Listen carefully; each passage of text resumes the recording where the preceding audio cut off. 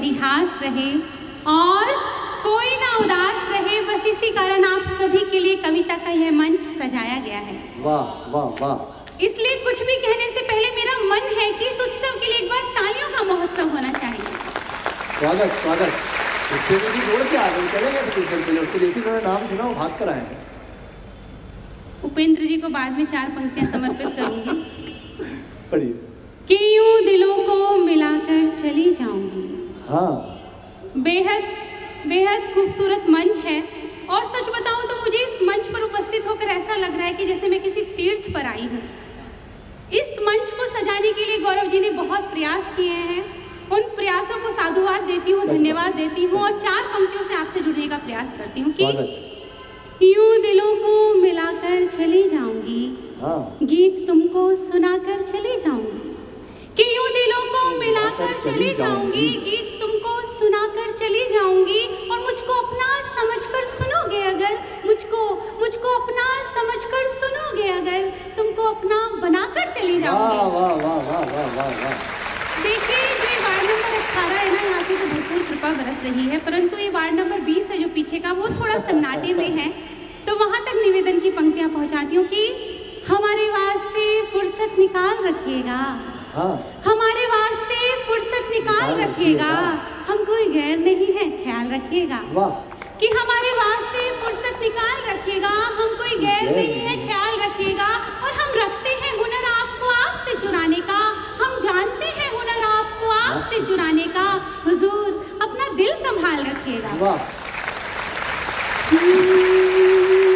मुझे है गर्व में जन्मी हूँ इस भारत की मिट्टी में।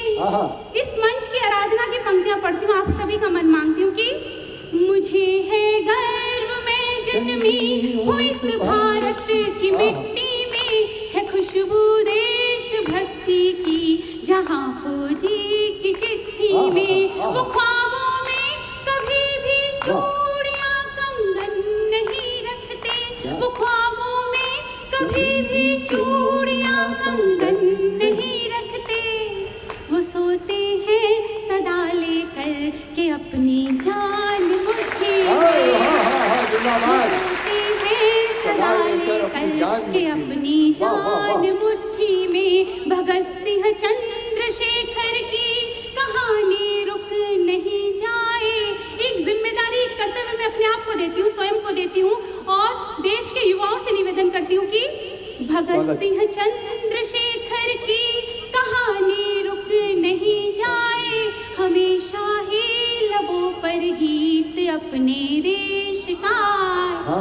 शहीदों के लिए सच्ची यही श्रद्धांजलि होगी, शहीदों के लिए सच्ची यही श्रद्धांजलि होगी।